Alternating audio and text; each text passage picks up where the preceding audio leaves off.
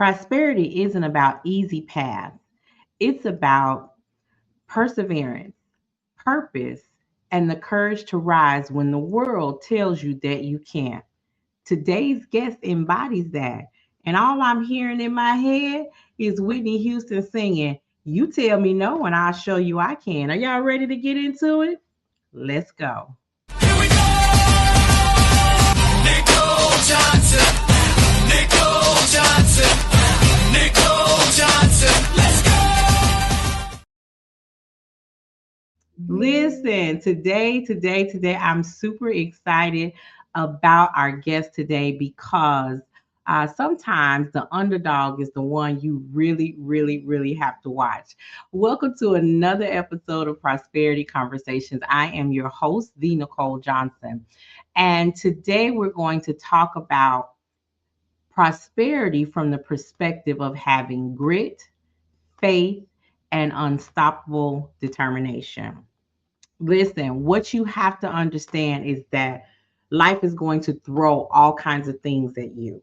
There are going to be people throwing stones, bricks, buildings, and all of the things. People are going to call you this and call you that. But I believe in making sure that you understand it's not what you're called, it's what you answer to.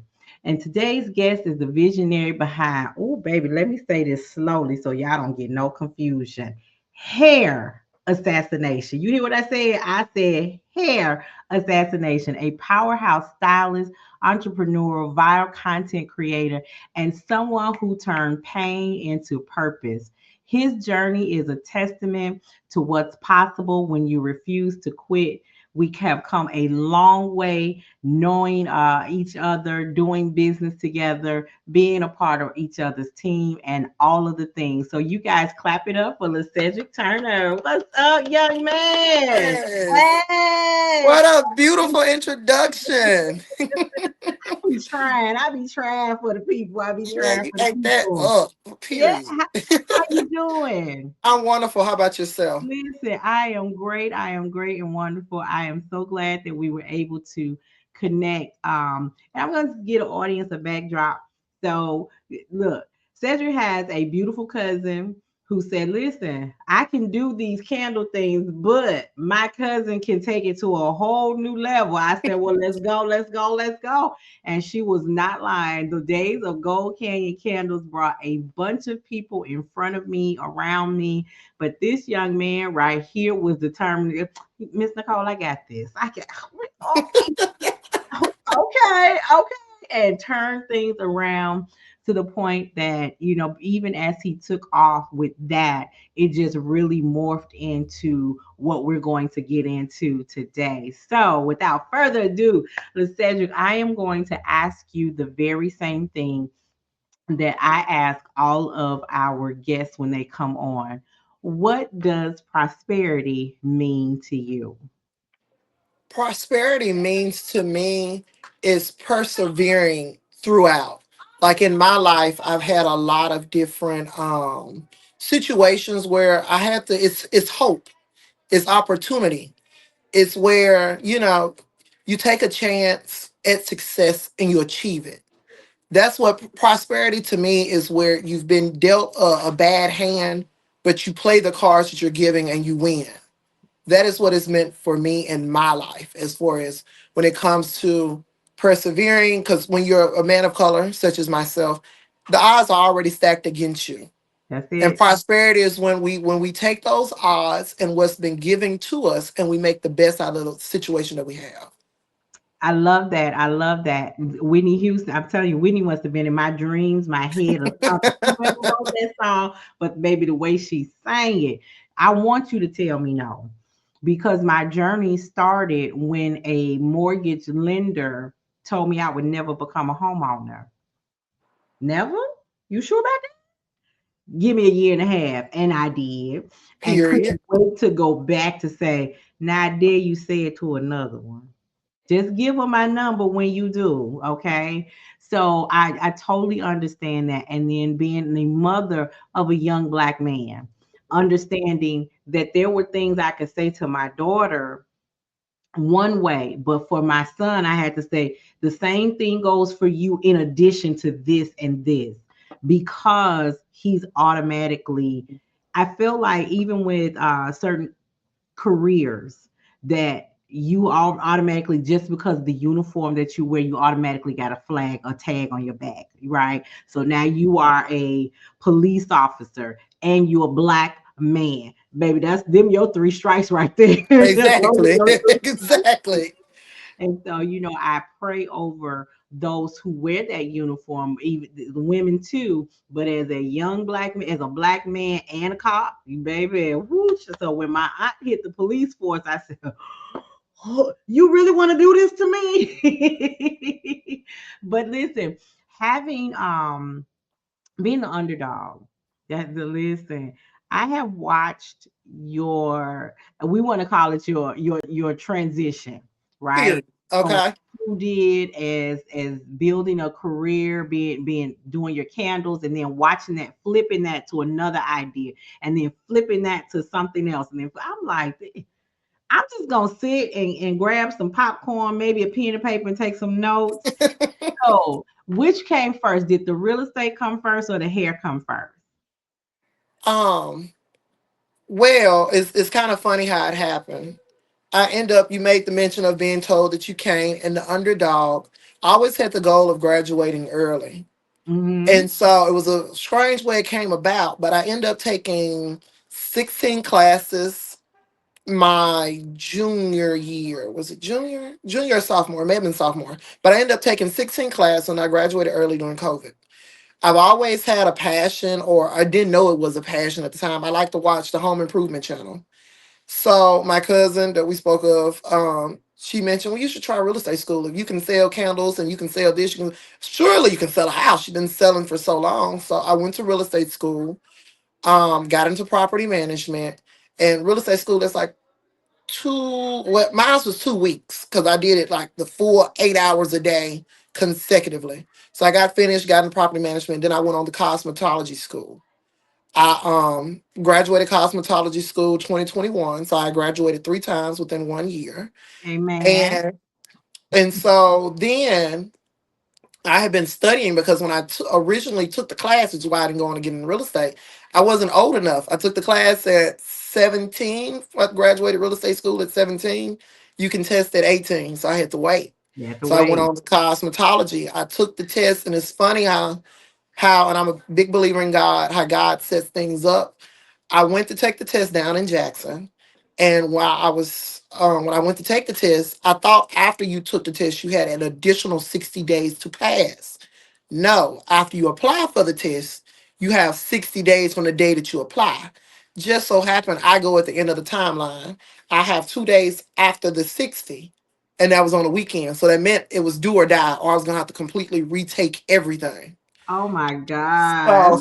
So I, I took the test, and I remember I clicked finish or whatever, and it has the where how many questions you answered, how many you skipped over, how many you flagged, and it says zero, and I go, there's no way in hell I got absolutely none of them right, right? But I realized it meant that I had none passed. My nerves were just that bad. I click Mm-hmm. it, I passed. This is one of the hardest tests, it's on up there with one of the hardest tests to pass, Right, and I passed it right. on my first try.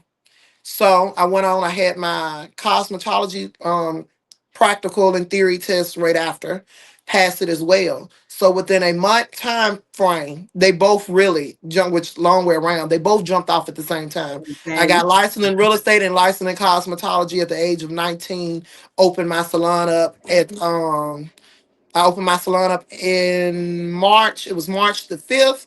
My got signed on to one of the biggest brokerages in the state of Mississippi, which is Century 21 at the time, as the youngest agent at 19 as well. Okay. And so, and that was the beginning. Now, the journey since then.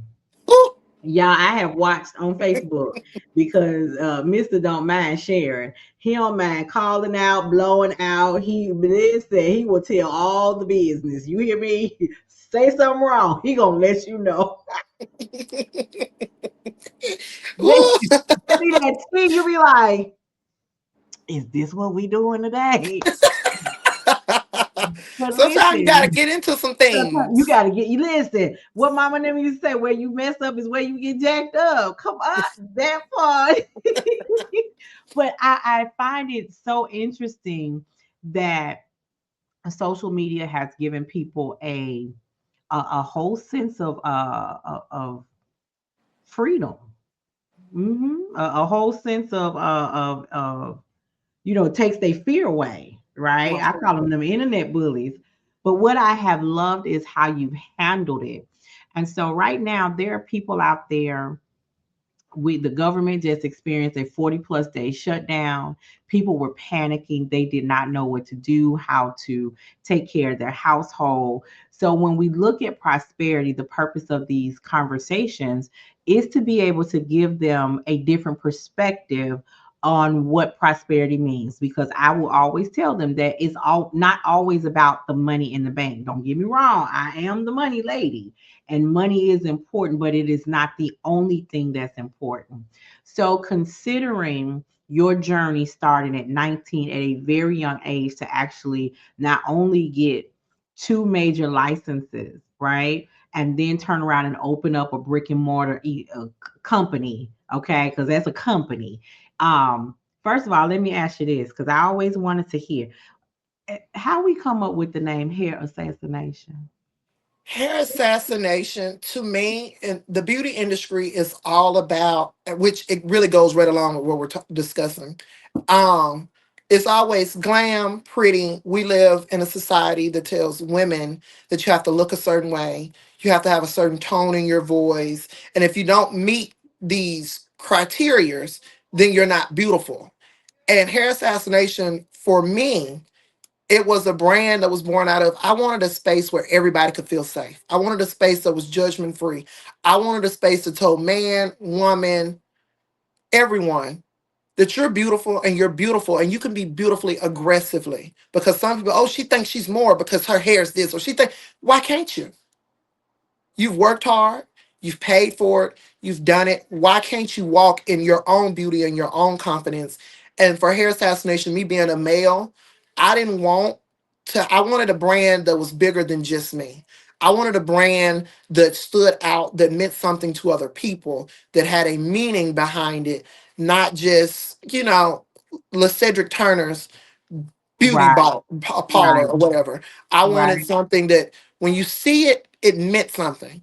That when you look at it, that when you come in, I have people from all different walks of life that come to my shop and they go, I came because your brand makes me feel comfortable. They come in, they say, this is just like home. I've never seen you before. This is my first time. You're the same person that you were on social media that I am. And I've never felt this free with a stranger. So that's where the name is fairly simple. Plus, also, I feel like I'm killing it. I feel like I'm killing the game. Like, you can't beat me. I'm the deadliest hairstyles of the South. I feel like I'm killing it. I feel like it's okay for other people to be killing it. Once you done got your hair done and you hit them streets, you killing it. And so that's really where it was born from. And I love that because when again I heard freedom, right? And when you look good, you feel good, right? Correct. And stress, anxiety, people are living in real hard times, and nobody wants to be walking around not just looking bad and feeling bad. So when Exactly. they can get a 2 for 1, that's an exceptional thing. Because I don't even want to call it a bargain. That ain't a bargain, but it is an exceptional experience. That's what it is. So I have watched you over the years. You have been to Essence Festival. How many times? Ooh, probably Oh, okay, three. that many times, right? And not just as a visitor, as a presenter, as somebody who has appeared in other people's social media platforms. And we're not gonna call no names unless you do, but some big names have been out there, and big names have reached out to you. And one of the things that I have seen commented on your page a lot is you're real, right? And sometimes that realness does come from hurt and pain. Correct. And I can tell that because we have had some of them conversations. Um, but when you think about what you have had to experience, How do you use your real estate license, your career as the bomb hairstylist, as a hair assassin, to make others realize that they can do the same thing that you have done? I personally, I feel like I share my testimony. Some people think I'm bragging, some people think it's boastful. But for people that they don't get the messages that I get behind the scenes, they go, "You give me a reason to get up." There's other young black boys and black girls and other races that have reached out to me and said, "When you share your story, I see myself in you. And because you continue to get up and fight the battle, I get up and fight the battle." I don't share my story because I need a pat on the back from anyone. I share my story to say, "Hey, I'm human just like you are. We're all fighting the same battles." But I'm a believer in, I try my best not to wear my battle scars. I try to dress it up and we look and we present, but it's also okay where you can meet the person where they at. Because like even going back to the salon, in the salon, it's a space of healing. When people come into my shop, I have people that tell me that when they come in, they physically felt sick. But when we get done, their hair's done, they're feeling better, they're looking better. It's a transfer of energy. What happens in, and I can't speak for other salons, but what happens in my salon, it's a transfer of energy where if my energy's down, my clients feel it. When their energy's down, I feel it. And so I share my story, and I feel like some, which a lot of people probably say, here he go in another one of these long Facebook posts. Here he go in another one of these stories. But the thing is, there's someone else is at that job that job is mistreating them and they're scared to leave. There's so Mhm. I jumped on a flight to Miami because I was tired of my brokerage and how I was being treated on a whim of a dime, and took that flight, and I shared that story not because, oh, I got to brag that I can go up and do this. No, I shared that story because someone else is at that job or in that classroom or in this relationship or whatever the scenario is, and they're putting up with something because they're afraid to step out. Or if you're like me, I'm loyal to my own default. So I share it to go, hey, the grass can in fact be greener on the other side, but you have to be willing to take that leap of faith, that blind faith, and travel the path that no one has ever traveled before. And then because we keep doing the same thing, we're going to keep getting the same results. So for me and my pain and my struggle, I understand, and I've been able to, some would say, capitalize, but to reach people on a different level. That, like, I had someone the other day, I was on live and they responded to me, and they commented and I responded, and they go, "Oh my God," he responded. I said, "Wait a minute. I'm not a celebrity. I'm a human just like you. I like to laugh and talk and have fun just like anybody else." And so for Mhm. me, I think when you're able to, when you've experienced, because I've experienced being that underdog, I've experienced being underplayed, I've experienced being called ugly, I've experienced feeling ugly, I've experienced it. And so when you've experienced it, you have a different level of understanding with the people that come through your door, so that I'm able to level with them on that experience. And it builds a bond that that you only can get in a hair salon, that you can only, even in real estate. I understand wanting to break the generational curses, wanting, and people are telling you, "Oh, you can't do this. You're a mom of three. You can't buy a house, and you can't is a challenge to me." When you tell me I can't do something, you've now given me a challenge to show you otherwise. And I've been able to take my story, my mother's story, other clients' stories, and empower new clients that thought they couldn't have, that they can Mhm. see, baby, it was somebody just like you. And I think that's the thing of the internet, that where the internet has put us in this space, is that we have real people, not just celebrities that have gotten extremely rich off of doing this, or some people that made a lucky investment, but real people in real time showing us this is the process, the good, the bad, the ugly. And I've kind of learned people, they like the realness. Absolutely. And because so many celebrities, especially the athletes, they don't show all the injuries behind the scenes. They don't show the up at 4 o'clock in the morning and getting up at dark 30 in the morning, going to bed dark 30 at night. They don't show the time that they spend away from their family because they're traveling over the road. Even with entrepreneurship, You don't have enough people out here telling you the ugly part of it. They Period. want to get in there and show the story that stands out most recently was the girl who went to the car dealership, the real expensive car dealership, and she was changing her clothes, going in their bathroom, changing their clothes, coming back and having a whole photo shoot. And they're like, what is she doing? And then the next thing they knew, she was posting those pictures on social media as if she had purchased that car, and they were under her posting. She didn't buy this. She didn't I buy this. tell- So people look rich, they look the part, but Correct. nobody's out here telling. So I 100% agree with prosperity also means truth. You got to be able to tell the truth about what it is you done. I didn't buy that house on the cul-de-sac, the biggest house on the cul-de-sac, and it'd be an easy process. See, when I by the time I got those keys, I had cried, I had cried, I had screamed, I had screamed, I had yelled, I had cussed, fussed, I had went without, there was so many things that happened over that year and a half long process. I changed jobs. And you know, when a client changed jobs, when they at the crux of buying a house, what happened? Things got Hello. put on hold. And in between that 60-day hold, waiting for 60 days worth of income, that house went under contract 5 times. Wow. 5 times. Four of them, their financing fell through. By the time the third one fell through, the seller's agent called and said, I really do believe that this house belongs to your client. I said, well, tell her keep on believing. She can get in the back of the line and bring the rear up with the belief, but that's my house. God Period. said, and that's what it is. The And fourth that's it. one, they knew their financing was going through. It did not. It went through, but it wasn't approved. I don't know what it went through, but it Period. wasn't approved. But the fifth one, her financing was approved. And you know what caused it? What killed the deal? She said, "How did the previous on? Why the previous owner selling? Oh, the owner died in the house." She said, "You keep that house then."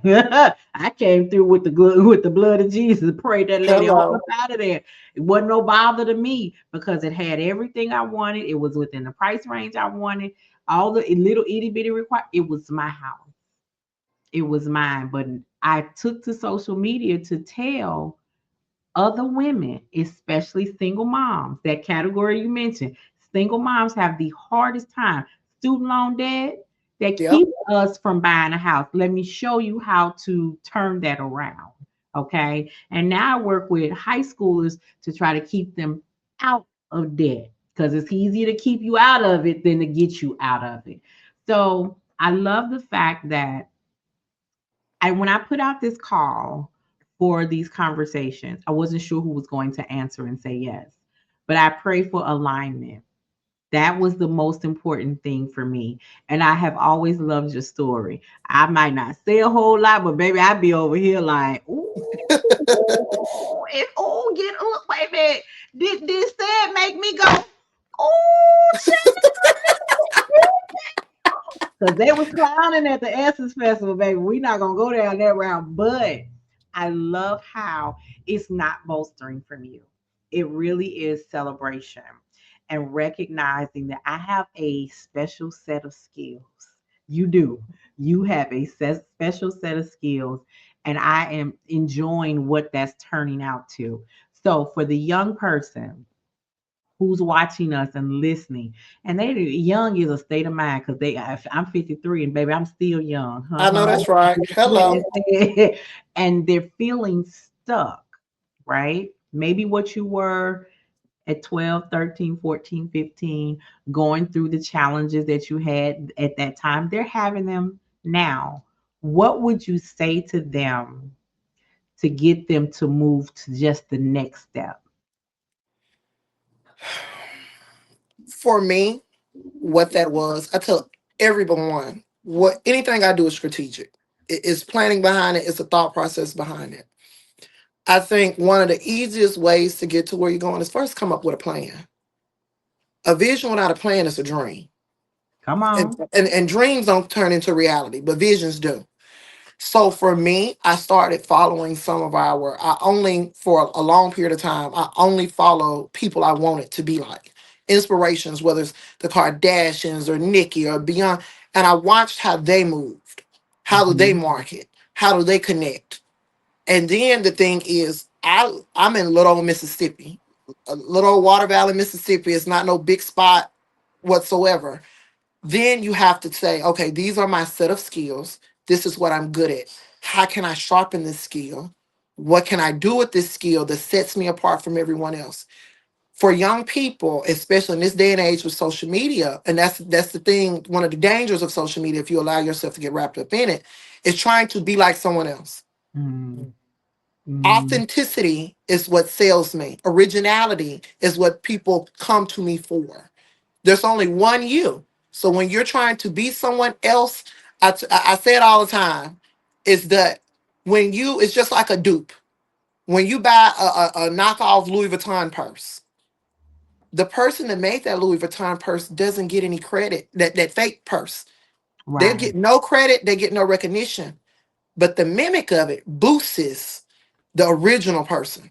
So you want to be the person that originates it. You want your own originality. That if someone else comes behind you, if someone takes what the hair assassin does, then guess what? Yes, you did it. You may have had your 15 minutes of fame from it. But ultimately, I've had people take my content, steal my content, talk about me bad in the content, and then the same audience that you then put my brand out to, they come and book me, and now they're permanent clients. So when you've created your own lane and you're in your own lane, you have a whole different aspect of looking. When you're in your own spot, create your own opportunity. Don't be afraid, especially if you're in a house with mom and dad and you're young, or you're just in a position where you can financially do it. Don't be afraid to invest. Like she mentioned, Essence Fest. I've been to plenty of hair shows. I've traveled to meet with multi-millionaires in million-dollar companies to just sit in the room. With me being where I'm at now, I have a goal. I'm working with one of the brands. It's what's her name? Boho. The owner's Tamika Gibson.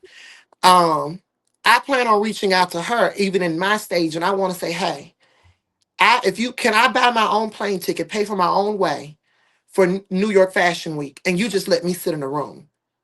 Sometimes when we have to work hard and put ourselves in the position to win, where we're not asking for any handouts. And see, that's the thing when it comes in the business realm, business owners, we respect someone that goes, hey, I had someone text me today and say, hey, how much will you charge me to just give me the information that you have?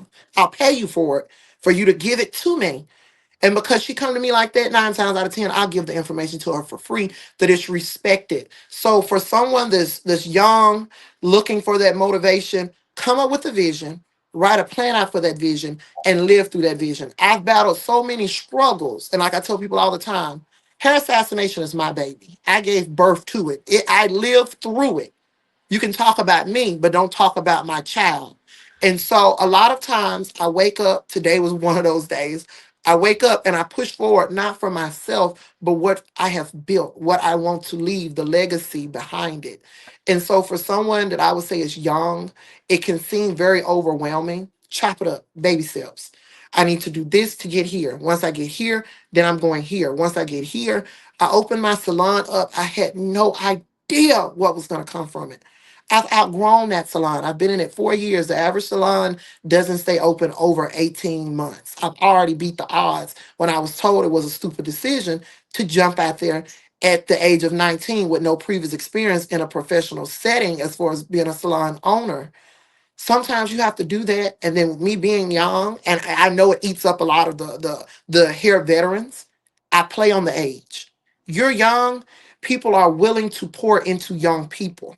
When you're able to articulate yourself, come up with a plan, go to an investor, people have a different level of respect for a young person because we hear, oh, the young people aren't doing this, the young people are lazy, young people. But when you're that young person that has that aspiration, that get up and go, that moxie, and the education that goes behind it, because don't just jump into something that you don't know.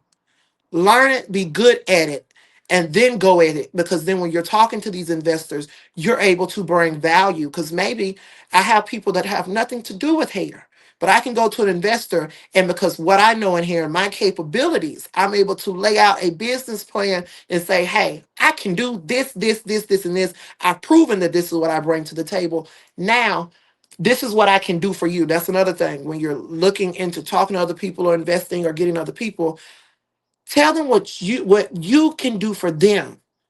Because a lot of people, we go to investors and go, well, I need this from you, I need this from you, I need this from you, I need this from you. But when you're able to go, hey, this is what I need from you, but this is what I'm able to give you. This is the value that I bring to the table. Because if you're asking for their money, their coins, etc., and you're if my money gonna do all of this, then why don't I do it without you? You have to bring your own value, and the way you bring that value is your originality, your willingness to do so, and go out there and not quit. The prosperity of the situation. You have to be able to have that prosperity to get up and keep it pushing. And So that's what I would tell you. I love all of that. And that there's a lot really we could unpack. That could be a show all there's a whole nother show. Because what I hear from you is some sort of mentoring, okay? Mentoring type of coaching, especially that young black boys need. Okay. Um, Industry wise, people fresh out of school, and that doesn't matter what age, because some of us have an epiphany at an older age and go back to school trying something different. So what I want to ask you now, I love all of what you said. I could get it, I could really go into that, but we not already went past our time, but it's my show. I do what I want. Hello. That boy right there. Um, Let me ask you this. Let me put it right here so I keep my notes so I can. You have several brands because you mentioned somebody. You have several brands that you do content creation for, Yes, right? ma'am. What does that mean? What for somebody who was bullied, teased, and all of those things? How does it feel to you to even have a brand come to you and say, "Can we work with you?" It's vindication. I have a lot of people that they go, and I used to get, like you said, your teas and stuff. Oh, he's on social media. Oh, he's making these videos. He only gets 12 likes. Oh, he only gets, no one comments. No one tells him this. And that's something I would love to push to your audience is that it doesn't matter what other people think. It only takes one person to see your value. Say, The wait a minute. likes, Stop right there. We got y'all got to let that, because some adults have to hear that. Let that sit in. Say that again. the opinions of others don't matter. It only matters what that one person sees in you, where they see that value in you. And Let me tell you, I have adult women who have children your age and older that I have to say that to. I have to remind them that you've been wearing so many hats. You've been doing so many things. It's not perfect. We're not looking for perfection. We period. just want to make progress. But the definition of what I just said and what you just said is a masterpiece. It is. Every masterpiece, a painting, a sculpture, it doesn't mean that it doesn't have defects. It doesn't have flaws, but nothing takes away the value of it. And we have to stop putting our value in other people's Correct. hands. Come on, Because go when I ahead. Go when ahead. I tell you, it gave a whole different. So I went down to the first hair show. I've been trying to go to a hair show since I was a kid. I finally was in a point in my career because I've been a full time hairstylist that I could afford to go. And not only could I afford to go, I had been put on a brand campaign with Bold Hold. This is one of the biggest glue companies in the United States for black hair, right? And so Okay. I'm on the campaign and I do it. And the lady, when I got there, and they tell you never meet your idols. I agreed to disagree on that one. Because when I tell you the embrace that lady had for me, and I told her, I was like, well, I don't have a big following and I don't have this. Well, I've already shot myself down for the opportunity. I've already shot it down. Oh, I don't have a million followers. I don't get them. She told me, she said, here's the thing. She says, followers, I got that. The money, I got that. You have the talent, you have the skill, a raw skill that a lot of people don't have. And that what makes you uniquely you. She says the other things we can work on that. The fixing up the content, we can work on that. We can work on that. But the skill that you have, and that's it, and it brings me back to God. Your gift will open rooms that nor man nor woman can close. So That's that it really took another layer off, because I have brands currently that are texting. I recently went viral because I am a marketing genius for ugly hair. come on now. Because Come I on. am a marketing genius for ugly hair. Sometimes you have to do something courageous that other people are scared to do, the other people will think is absolutely off the wall. But I took a play out of the big people's playbooks. Publicity.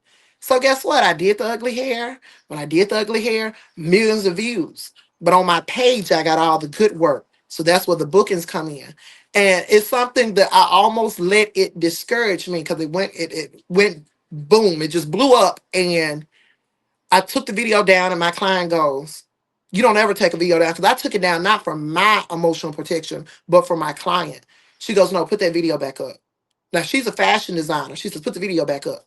It blows up. And then sometimes, like I said, the value. Other people thought him being a hairstylist going viral for ugly hair. How can this pay off? How can it this? How can it? These big brands, they see the vision. The Right. curators, they do promotionals, they do videos, they understand marketing. So then they go on your page and they go, "Oh, he really can do hair. He just knows how to pull in the numbers."